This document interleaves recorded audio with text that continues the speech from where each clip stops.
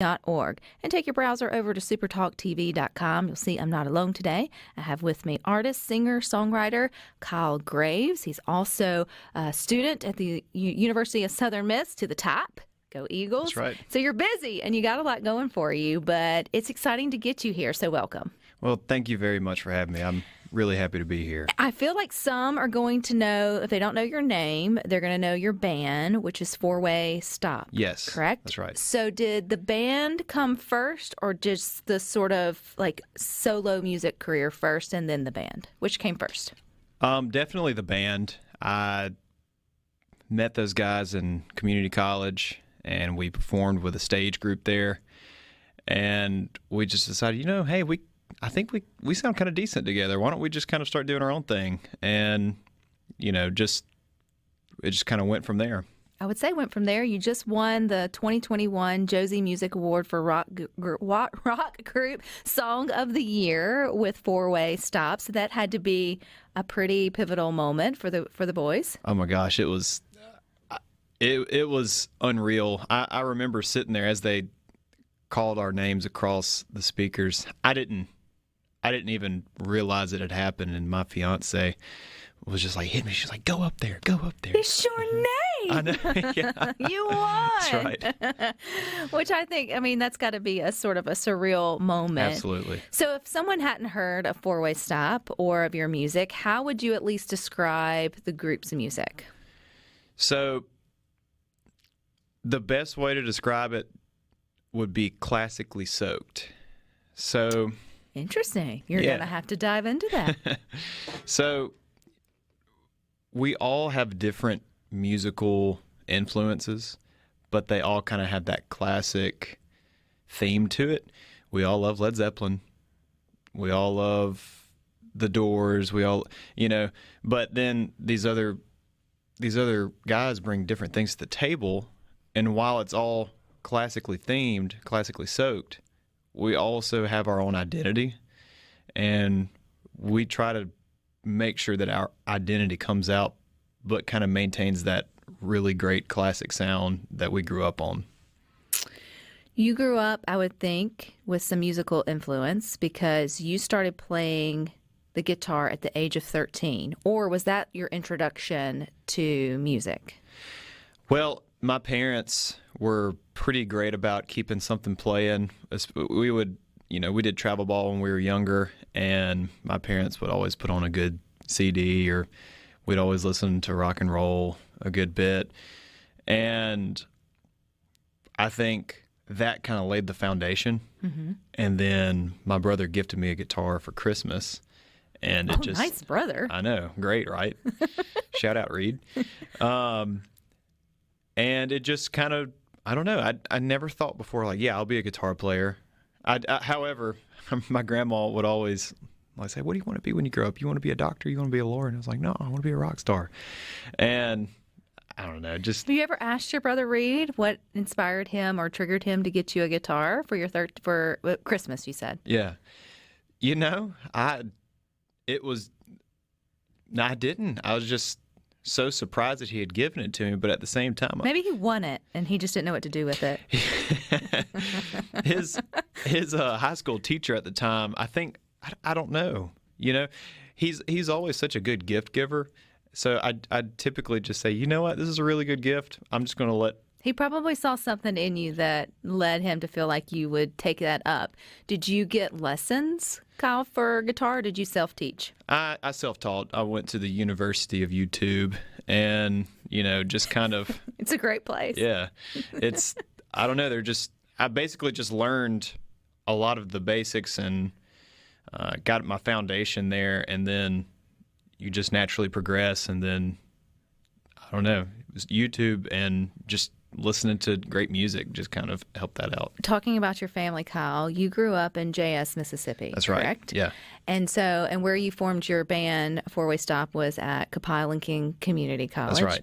So for us who may not, we've heard of J.S., we actually have some of our best listeners text in all the time from J.S., Mississippi. Where is that on the map? What's your Mississippi directions? That's the thing. It's really not on the map. It is on the map, but it's not at the same time. It's so if you're in Monticello, you go about 15 minutes south of Monticello. And if you don't know where Monticello is, it's about 25 minutes east of PreCoveted.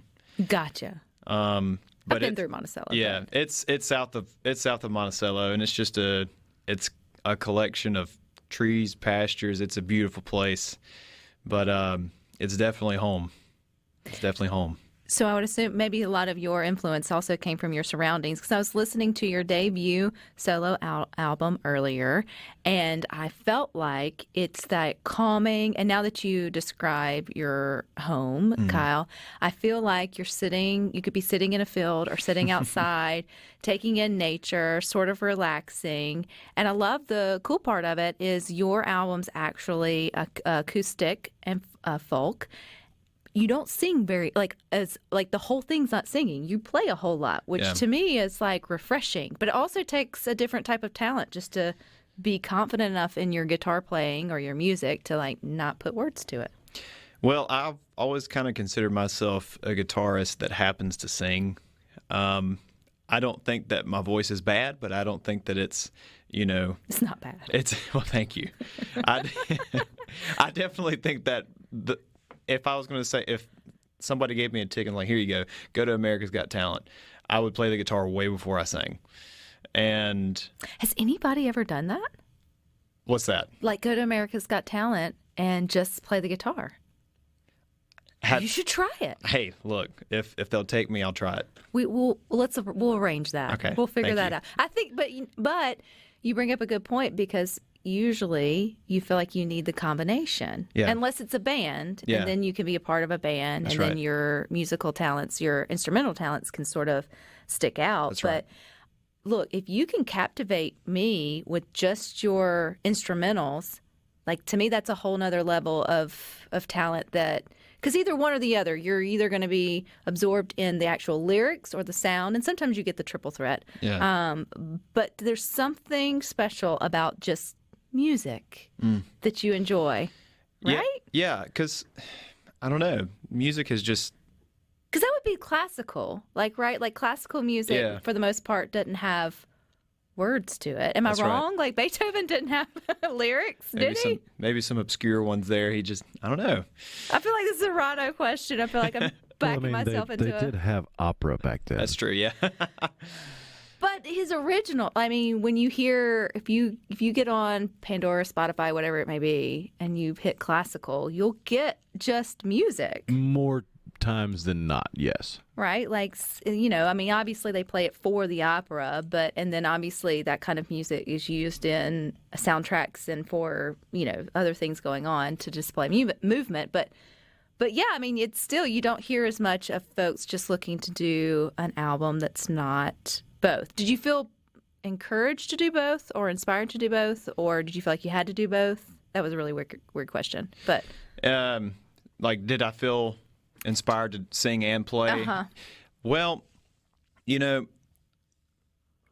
I enjoy playing with a band more than anything. That is.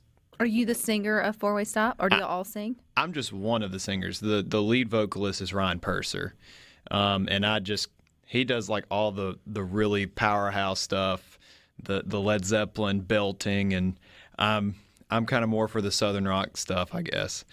But I don't know, when COVID really began and everybody's shows the whole world shut down, and it was true for musicians too, and we had to kind of work to get back toward full bands. Places wanted solo shows, just for capacity reasons, and I had just done so many solo shows, and it didn't.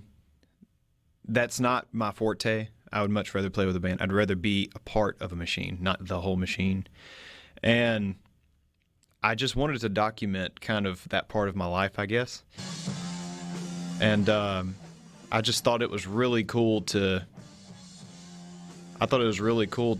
just make sure that I could get some of that in there and kind of let people know, like, this was a part of my life, and a piece to it. It's a piece of my life, and I'm moving forward. And we're going to move forward more with Kyle Graves coming. SuperTalkMississippi.org, and take that browser to SuperTalkTV.com. You'll see I've got Kyle Graves, singer, songwriter, in with me, and we're listening to his music. I feel like when we left Good Things last, that was Four-Way Stop. Is this also the band too, Yeah. Kyle? Yeah. Okay. Like I said, I spent the afternoon listening to your new debut album. I did not listen to the band's music, but everybody's jamming out. We even had props from Mike from Chicago chime in on sweet. the Black Sabbath for the bumper.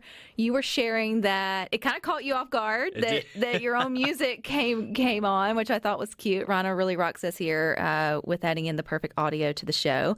But you went straight back to when you did it, the whole thing. So give us the backstory on the song that took us out of Good Things.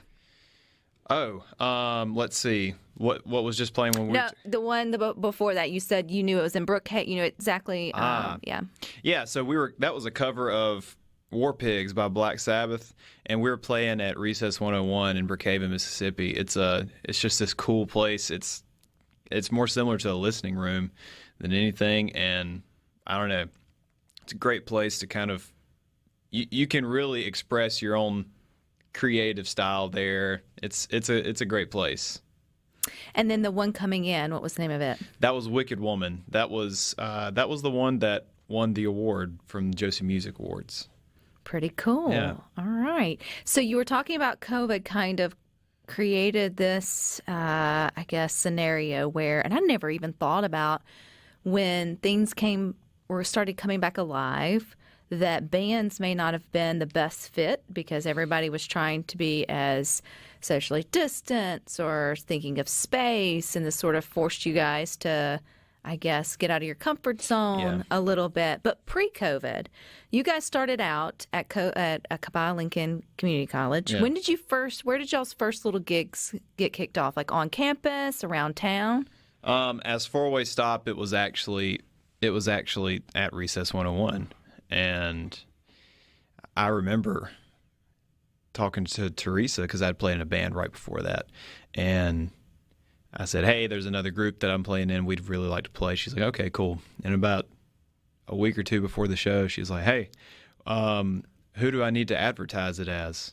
And I was like, "Oh my gosh, we haven't even gotten that far," So we just enjoy making music together. That's right. And just off the cuff, one of the guys in there was like, "Four-Way Stop." And we're like, "Yes, that's it." Okay. So that's literally the story behind the name. There's no other, inspirational gotcha there. There's four of you. Yeah. And there's probably a Four-Way Stop in JS, right? Yes, at least one. Honestly, the longer that we've played together, and Four-Way Stop has kind of become something more than just the name of a band. We're four guys from completely different places. We all have different lives, and we all meet up in that one place. And that's kind of where we make it work. There's a system, and it works beautifully whenever it works right. And I think that honestly kind of sums up Four-Way Stop. When we all get together, that's when I think we're all the happiest. Pre-COVID, when you all were, jiving and sort of getting together and touring, where all would you have gone? Where all did it sort of grow to? So we played a lot in the Brookhaven and Jackson area and Macomb, but ironically, we actually kind of got more traction after COVID. We started playing in different cities. We started going up to North Mississippi, even had a couple gigs in Louisiana, and it's just been growing since then. Are y'all still together as a band? Yes, absolutely. Yeah. He says, "Yes, I'm here as Kyle, but I'm still part. Yeah. I am still part of. I'm just a cog, Still part of Four-Way Stop." Okay, so when did the inspiration for a debut solo acoustic record come to play? That was definitely when COVID was it was in the heart of COVID, when things sort of started opening back up, and it was just, okay, yeah, I can't play a lot with a band just because people just aren't accepting as many bands right now. But there are a lot of solo shows, a lot of solo acoustic shows. And like I said earlier, that wasn't really, I don't get my main joy playing a solo acoustic show, but I do enjoy it. And once I had done that for so long, I was like, wow, that was like a pivotal point in my life. That's actually when I started really honing my vocal abilities and learning. You had to. It was party one. Yeah, yeah. And then just my fiance kind of she really pushed me to like you really should record some of the songs that you have. It's good stuff, and you really should get in there and just do something with it, even if it's not a huge production. I was like, well, I guess I could just go in there with the guitar and my voice, and we'll just see what happens. What I'm always interested in, Kyle, is the opportunities around the state for recording an album. I know that there at Delta State, you got the Delta State Institute. I think there's somewhere in PreCoveted, that may be where you went. I know there's also somewhere in Hattiesburg. And as someone who doesn't sing, I don't carry a tune in a bucket, it never occurred to me where folks would record an album if they were interested in it. But is it accessible throughout the state? I mean, if you wanted to get into a studio and see what you have in terms of chops, I mean, are there things available for artists? Absolutely, yeah. And there are just varying levels of studios. I mean, that's what's kind of beautiful about Mississippi. There are plenty of places to record, and there are plenty of quality places to record. Tyler Bridge has a place in Brookhaven. Nick Smith has a place in Monticello, Dip and Vat. And, I recorded that solo album at Cole Powell's home studio, and it was just, as long as your audio engineer knows what they're doing, they can make you sound a lot better than you think. So Cole really made sure that, what I was trying to capture was captured. So what did it feel like when you had it done? You had it captured? Relief? Yes. It was just like, wow, okay, I can't believe I'm doing this. The ball's rolling. And this is a totally different release than what I had done before we stopped. So I was like, this is a little scary because I'm so used to just, having an electric guitar and a really loud amp and all the mistakes being masked by drums and other guitars. Maybe that's the instrument I should have chosen then in life. What's that? The electric guitar, just turn up the amp. That's right. Drowns out everything else. Look, I always say if you mess up playing guitar, do it twice, and then it's a form of jazz. So that's not a knock to jazz players, though. Yeah. Okay, so this title, The Autumn Sessions, is the title of your debut album. That's right. Where did it have a better story? Not a better story. I think the Four-Way Stop story is a great one. But where did the title come from? That is the name of my fiance. Autumn is the name of my fiance. And all of those songs I have either written or developed during, over the course of our relationship. And, she's such a beautiful person, beautiful soul, and she really has just this artistic air about her, and it's inspiring. And she really pushed me. She's like, you need to do it. You just need to do it. And I kind of viewed this album as like my gift and my thanks to her, and in a sense of like, you've really encouraged me to do this. And, she's the muse for whatever really decent creative thing I can do. She's the muse. Well, I enjoyed it today. I can tell you that. And I said this without it being disrespectful, but it's great background music. And I don't mean that in in a bad way. I mean, I sat there and I listened to, I was engaging when you started singing, but to me, it's the acoustic. It's it's just the music. You can have it on your laptop or just in the background, and you can continue to work, and it kind of brings your stress down just a notch. Yeah. Or maybe that's just the space I was in today. No, that was the intention. But that, it's definitely kind of like that, there's a whole mood to it. Yeah. Well, I appreciate that. And that's honestly was kind of that was the goal. I wanted there to be two purposes for the release. I wanted it to be something that people can just listen to it all the time. And then I also wanted it to be for people that wanted to dive deep in I want to sit down and listen to this, but also it's something that everyone can listen to. It's not just only people who like this genre can listen to this. Or I just wanted everybody to feel comfortable listening to it, Which I feel like folk is that, I don't even know if it's a genre, but it kind of blends so many others that I feel like it can definitely have overlapping in hardcore one way genres or the other that at least can appreciate the music even if you don't listen to it all day long. What do we listen to here?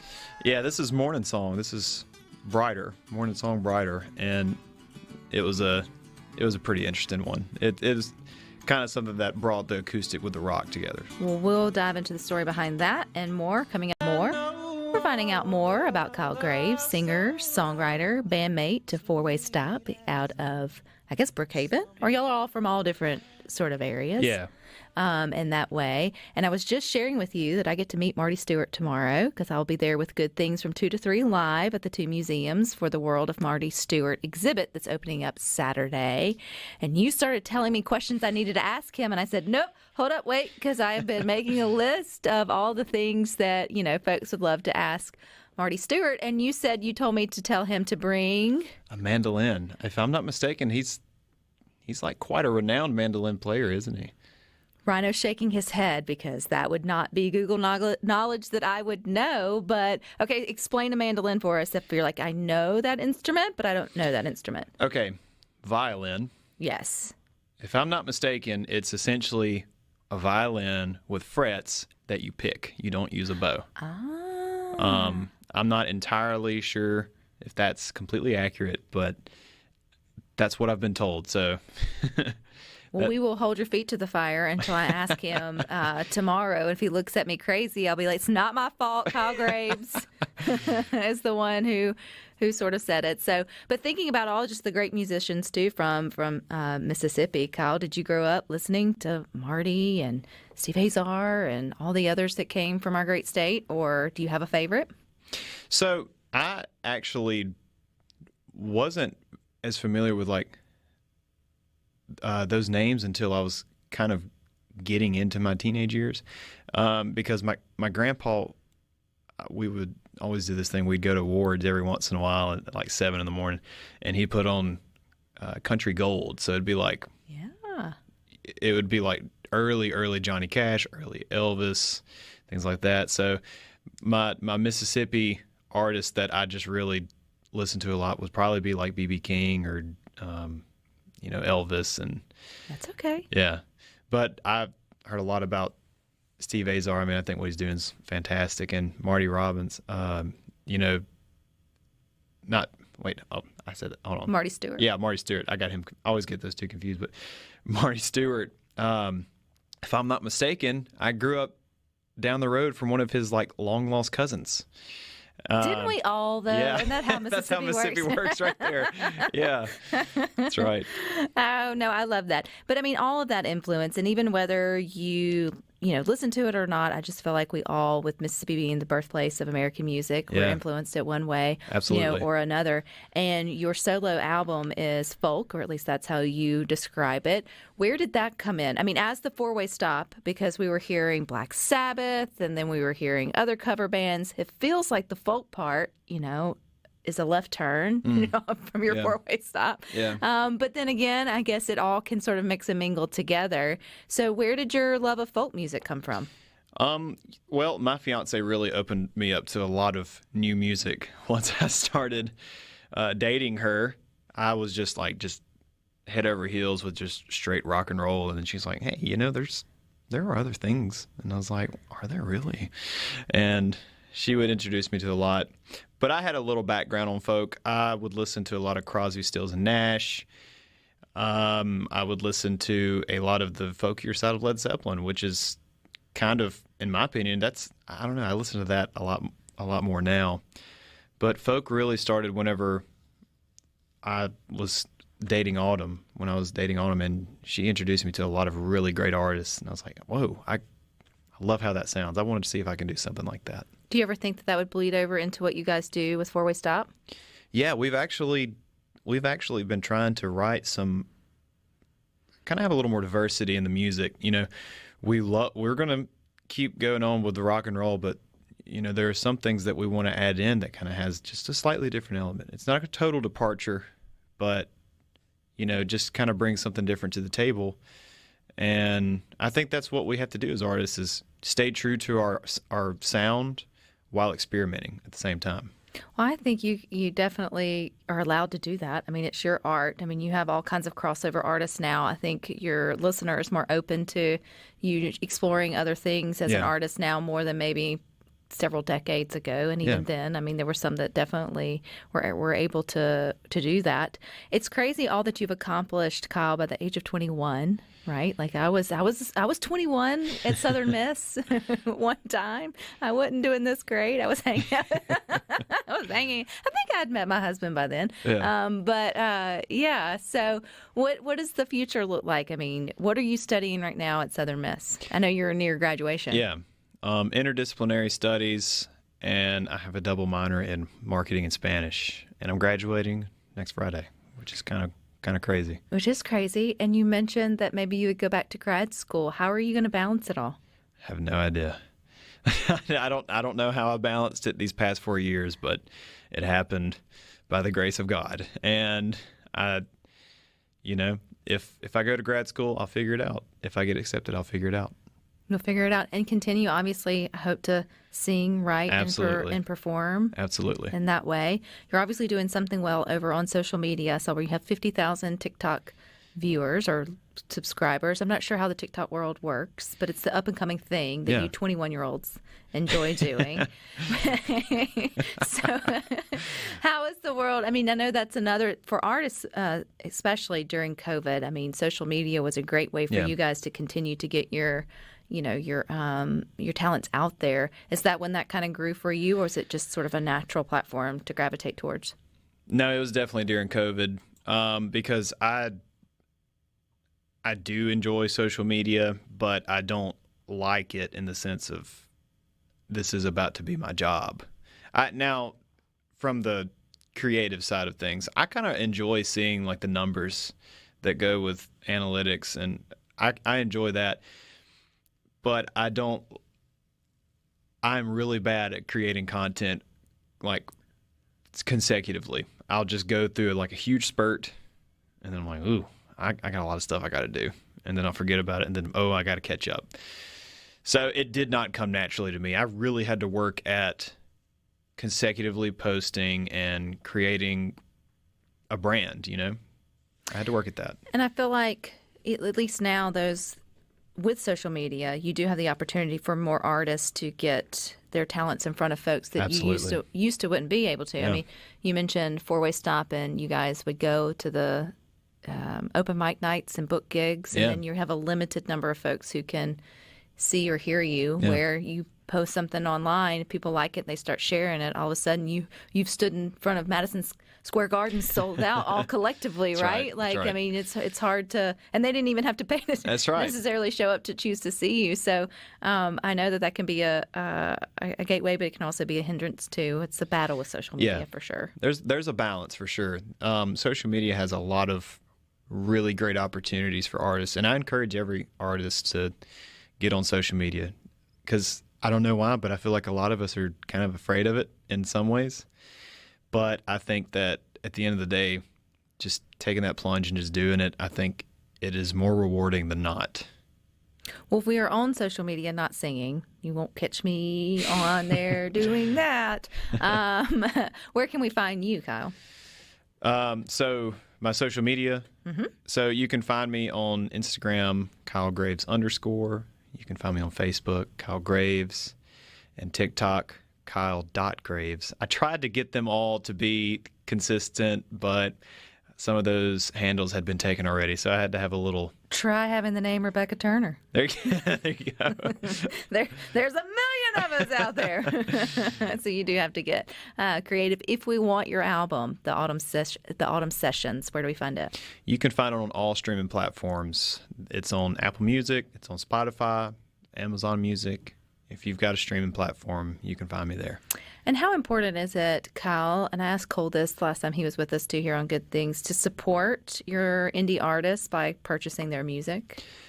It is a lot more important than I think people remember, because streaming has become a wonderful thing in the sense you have everything at the palm of your hands, but it does take away some of that preciousness to music, I think. because you just get it when you want it. And I think it's really important to show the artist, like, I really enjoy what you're doing and I like it so much that I would spend money on just you. And it's not about the money. I think it's more of the gesture of, like, the fact that my music resonated so well with someone that they wanted to buy it rather than just stream it. It's amazing when someone streams, but it's like that just extra little, feel good moment. All righty. Well, that's Kyle Graves. Is this one of your songs taking us out? Yes, this is Winter's Breath. All righty. Well, we can buy your music and find you online. I hear you're getting married in 2 weeks, so congratulations. Thank you very much. And we will look forward to keeping up with your story. Thanks so much, Rebecca. All righty. Y'all stick with us. We got a few more good things for you.